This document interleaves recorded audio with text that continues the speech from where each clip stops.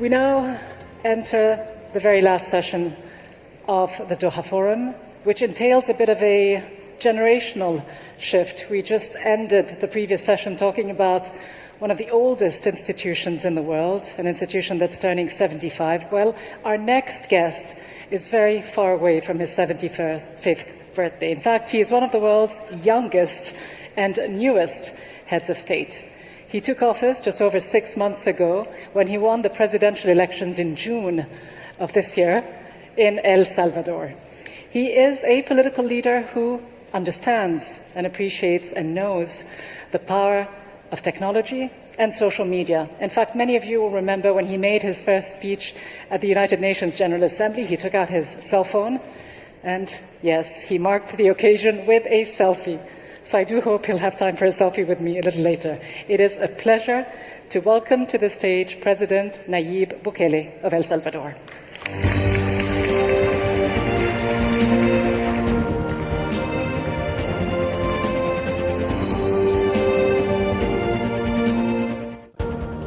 Thank you, everybody. Your Excellency, Abdullah bin Nasser bin Khalifa Al Thani, Prime Minister of Qatar.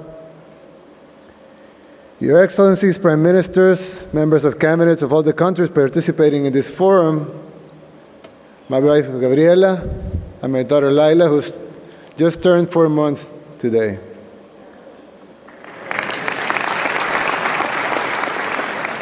Members of my cabinet and staff that came with me to Doha, members of the press and all the new media, a special guest, ladies and gentlemen, friends, everyone.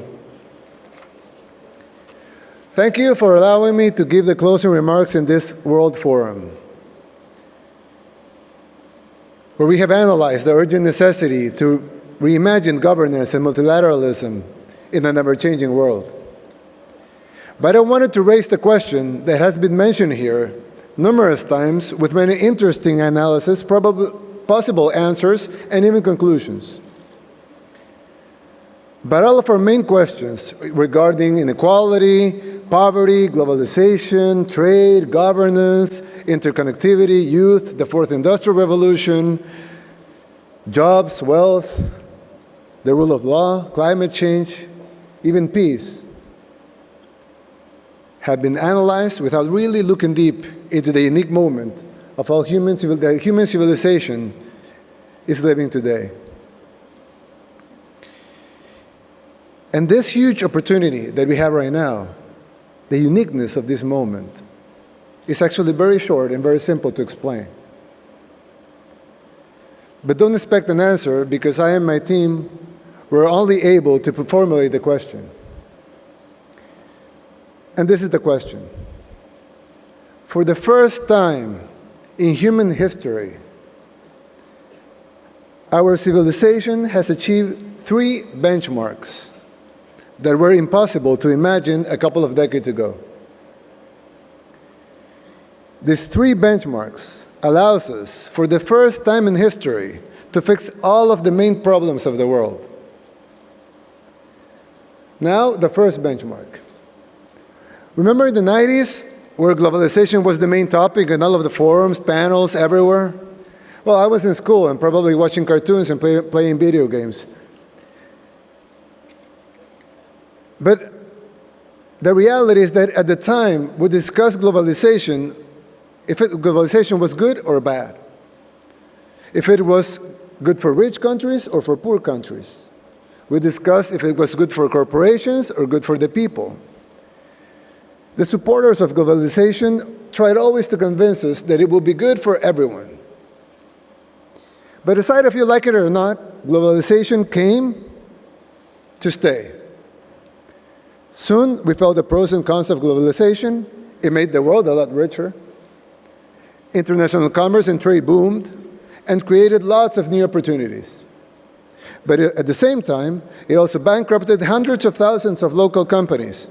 It destroyed entire economies. Hundreds of millions of farmers and their families emigrated to the cities in search for a living. Millions fell into poverty as local industries bankrupted and as major corporations moved their factories where labor was cheaper. But like I said before, you may like it, you may hate it, But 25 years later, the world is fully globalized now. And that's our first benchmark, a globalized world. Now, the second benchmark. Remember back in the 90s again, where the internet really started to take traction? I mean, we all know that it was invented decades ago, but it really took traction in the 90s. As every important company had a web page, and teenagers were downloading illegal music from Napster and messaging through ICQ or AOL instant messages. Thousands of new dot-com millionaires and even billionaires started to appear, as the market was overvaluing web traffic and paying hundreds of millions, if not billions of dollars for a web page. Then the bubble bursted, and the economy tanked as the stock market took the gigantic hit from the dot-com bubble. But despite the economies of it, the internet was still growing very fast, in fact, exponentially. It is now an integral part of our lives. We live now in an interconnected world. We spend more time in our phones than any other thing. I'm not taking a selfie, don't worry. Yet. In fact, they are not phones anymore. You have your life recorded here. You have all of your friends texting you while I'm saying this speech. You have all of your social networks here. Your apps, your health, your mail, your music, videos. You get your news from this thing. Some people watch the movies on it, play, even create content for the whole world to see. And every year, it penetrates more and more. More apps are developed, the cameras are better, more people connect. So even though we're 2 or 3 years from total connectivity, we can say we're there. So that's our second benchmark, an interconnected world. Now the third benchmark. For the first time in all of human history, we produce more than what we are able to consume. And definitely more than what we need to consume. We have more than enough food to feed everyone.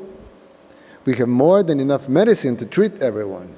We have more than enough wealth and materials so everyone can have a decent home. A nice school for all children. A good hospital for anyone with a disease. All necessary roads can be built. All necessary transportation systems can be built. We have enough wealth to stop climate change, to even undo some of the damage we have done to our planet. We have enough wealth and resources to stop all armed conflicts,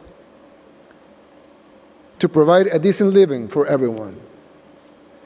But instead of that, millions of tons of fresh food are dumped every day, while millions of humans are dying of hunger or malnutrition. Millions of tons of medicine are destroyed because their due dates are past, while millions of people don't have access to health care or even vaccination. Inequalities on the rise, and unnecessary conflicts are created. But with all the bad things happening, one thing is certain. Production and worldwide wealth is at all-time high. And that's our third benchmark. World production is now enough for everyone. Humanity never dreamed of having these three ingredients, but now we have them. So we are now able to end poverty, to end hunger, to care for everyone's health, to provide a great education for everyone, to stop climate change, to stop all wars. We just need the political will of the leaders of the world. This couldn't have been done before. This couldn't have been said before. Because the world wasn't globalized. So if you needed a product from India and you were in Mexico, well, that was a tough one. Before the world was interconnected, Just to give you an example, a health record from a person in Brazil could take days and a lot of resources to reach a doctor treating that same person in Germany. A software developer in El Salvador, in my country, could not collaborate with a developer in Japan, and both of them be able to create something new, putting pieces together from both sides of the world. Now they can. Before we produce enough of everything, we couldn't feed some without leaving others with no food. Nations and societies had to compete only to survive. But we have none of those problems anymore. We are now fully globalized, fully interconnected, and we produce more than what we need to consume. So there, no more excuses, no more benchmarks to be met, no more time to wait. So we are obliged, it is our responsibility to create the world every generation since the dawn of civilization has dreamed of. We have the three ingredients humanity never had before. Let's find the formula for this new era. So, what are we waiting for? Thank you very much. Thank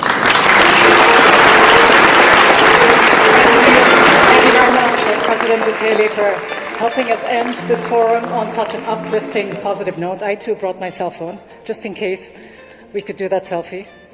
We could do it now. Okay, excuse us for just a second.